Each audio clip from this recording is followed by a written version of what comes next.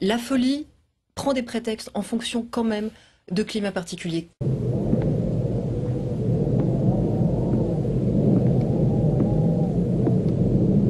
Donc on connaît tous la teneur sur les réseaux sociaux et sur Internet. Et pardon, en tant que journaliste, on est bien placé.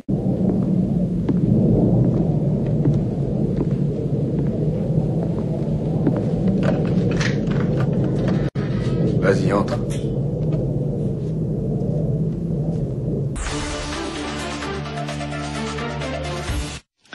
Bonsoir Bernard-Henri Lévy. Bonsoir. Merci beaucoup d'être sur ce plateau. Vous êtes écrivain, philosophe bien sûr. Vous revenez d'Ukraine.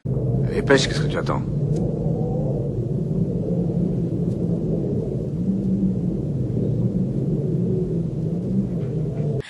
Vous avez pris la parole sur la place Maïdan devant 80 000 personnes réunies maintenant depuis près d'un mois à leurs risques et périls. 2 mois. Oui. 2 mois à leurs risques et périls.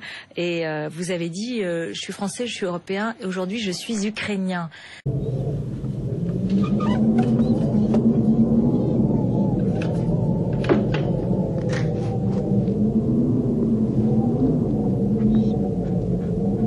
Nos valeurs à nous, les valeurs pour lesquelles on va voter dans quelques semaines aux élections européennes, l'endroit d'Europe où elles sont défendues avec le plus d'ardeur, d'enthousiasme, de sincérité, c'est cette place Maïdan, c'est l'Ukraine. Donc ça nous concerne en ce sens-là.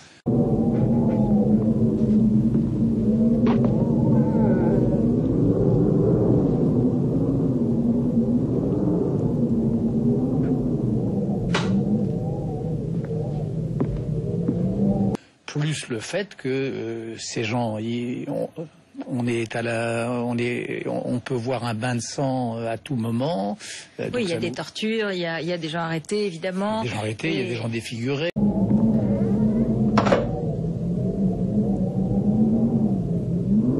Vous avez montré sur votre antenne ces images terribles de cet opposant qu'on la retrouverait après plusieurs jours déchiqueté, etc.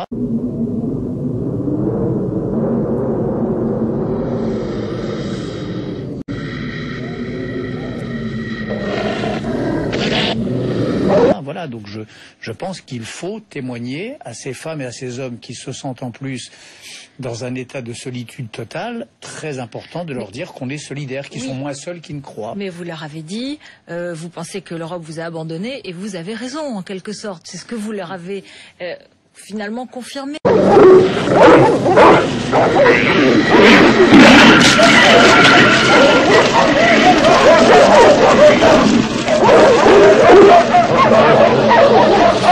Parce que je le crois que la société civile européenne, les ONG, les diplomates européens en poste à Kiev, c'est une chose qui m'a beaucoup frappé. Je dirais pas lesquels, mais dans les missions diplomatiques européennes en poste, il y a une solidarité de fait, d'une incroyable ferveur. J'ai rarement vu ça. Je voyais pas ça en Bosnie, je voyais pas ça au moment des grandes famines en Éthiopie, etc. Là, il y a vraiment une indignation des diplomates sur place qui savent que ce qui se joue là est terrible et que l'indifférence de l'Europe est honteuse.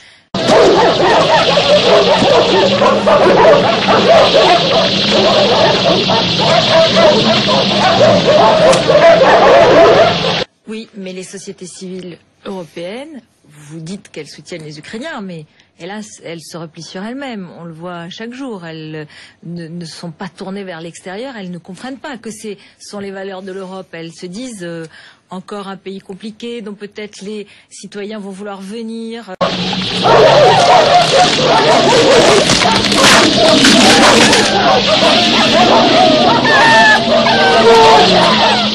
À vivre chez nous et nous rendre la vie plus compliquée. Enfin, voilà le discours. Il y a les deux. Il y a ceux qui sont obsédés par le plombier polonais, par l'immigré syrien, par le naufragé de Lampedusa, qui se disent que tout ça va ruiner leur mode de vie et aggraver encore leurs difficultés.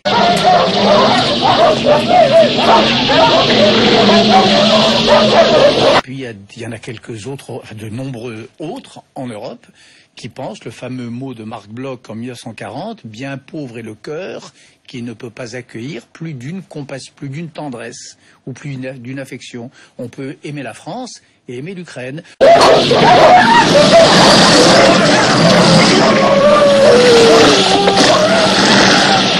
On peut être soucieux des questions cruciales qui se posent dans notre pays, chômage et autres, et pas pour autant passer les Ukrainiens aux pertes et profits de notre égoïsme. Et il y a heureusement en France des gens, je crois, nombreux qui pensent jusqu'à deux. Et peut-être même vous, qui sait. J'espère, voilà. j'espère, mais j'essaie d'entendre. Oui. Non, mais j'essaie d'entendre aussi. Votre déontologie fait que je n'ose pas, mais voilà votre neutralité. Qu'est-ce qu'il faut faire alors?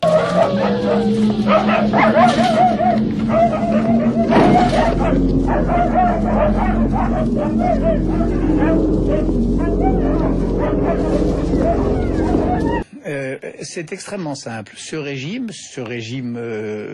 déjà tortionnaire et potentiellement assassin, le régime de M. Yanukovych, c'est un régime qui est en vérité entre les mains, il y a d'une poignée d'oligarques. On sait lesquels, on connaît leurs noms, on connaît les liens des députés, de certains députés avec eux, etc.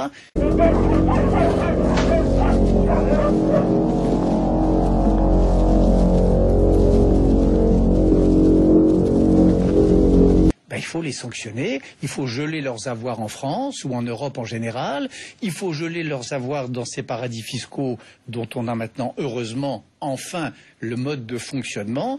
Il faut faire comme on fait avec le Soudanais al-Bachir, leur interdire de venir en Union européenne. C'est tout à fait facile. Ça a été fait en 2006 en Biélorussie avec le dictateur biélorusse, Loukachenko. Ça a été fait exactement de cette manière-là pour fraude électorale d'une part et attaque contre sa société civile. Il y a une poignée de dirigeants, leurs familles, les oligarques autour qui sont scotchés dans l'Empire russe depuis 2006. Ça complique la vie et dont les avoirs à l'étranger ont été saisis. Ça pose des problèmes aussi. Commençons par ça.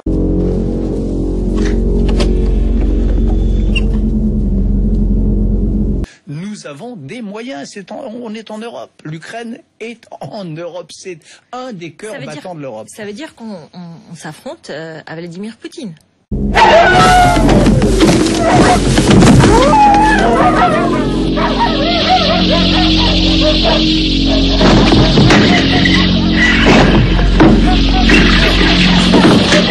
Évidemment, on s'affronte à Vladimir Poutine. Et clairement, même si on le fait sur la Syrie, sur l'Iran, sur d'autres, là c'est un peu son précaré, c'est en tout cas sa manière de voir. Ah oui, d'accord. Mais alors moi, ma manière de voir, c'est qu'il n'y a pas des précarés. C'est que les peuples sont pas des prés et ils sont pas carrés.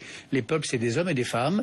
C'est cet homme à qui on a coupé l'oreille, c'est cette jeune femme qu'on a quasiment vitriolée. Ce sont ces gens qui attendent que j'ai quitté il y a quelques heures, enfin quelques jours, qui attendent à tout moment, qui ont en face d'eux les policiers d'élite de Yanukovych et les chars.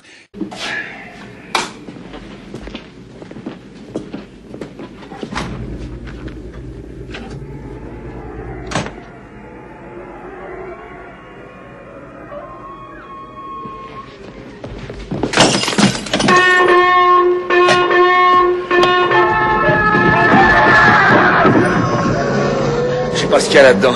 Mais c'est monstrueux, pire que tout, et c'est foudrage. Bennings, va chercher Childs. Qu'est-ce qu'il y a?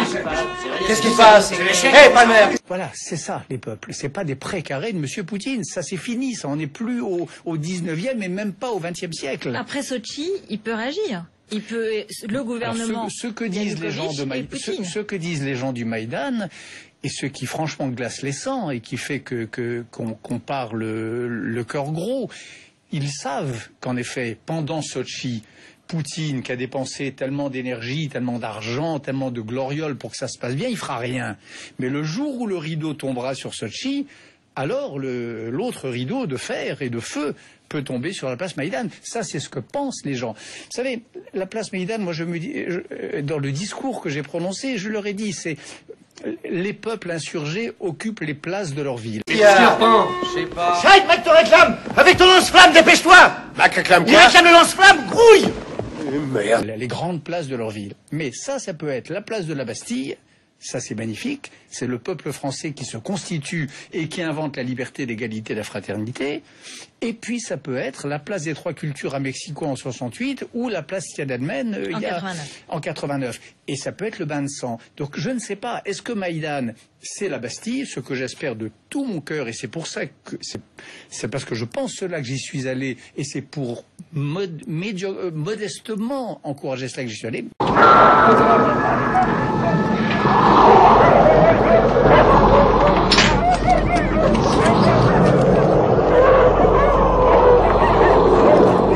Avancez pas. Qu'est-ce qu'il y a, Mac?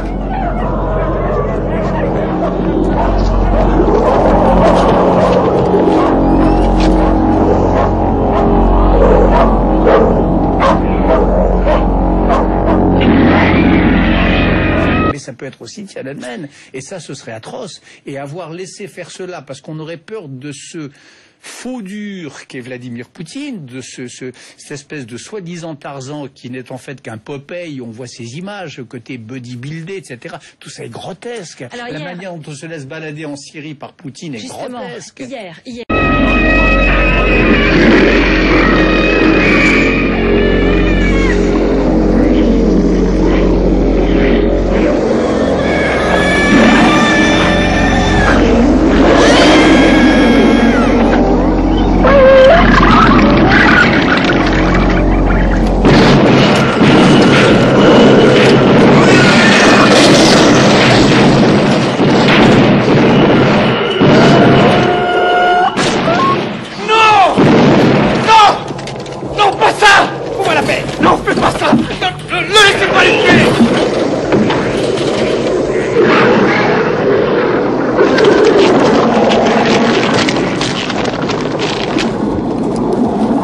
Charles, ramène-toi!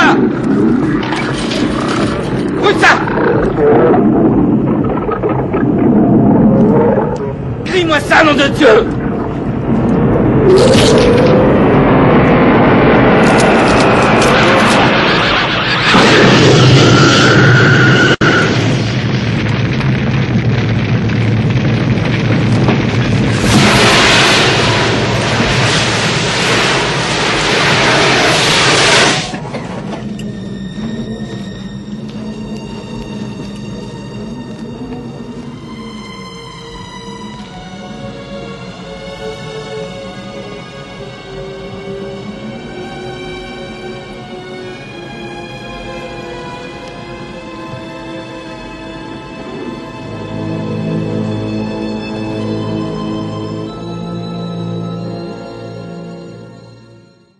Oui, nous sommes ici en présence d'un organisme qui imite, qui reproduit toutes les formes de vie et qui plus est, les imite à la perfection. Lorsque cette chose a attaqué nos chiens, elle a essayé de les digérer, de les absorber. Et ce faisant, d'en assumer totalement l'apparence physique. Ceci, par exemple, n'est pas un chien. C'est une imitation. Nous avons tué la chose avant qu'elle ait pu finir. Finir quoi? Finir son imitation de nos chiens.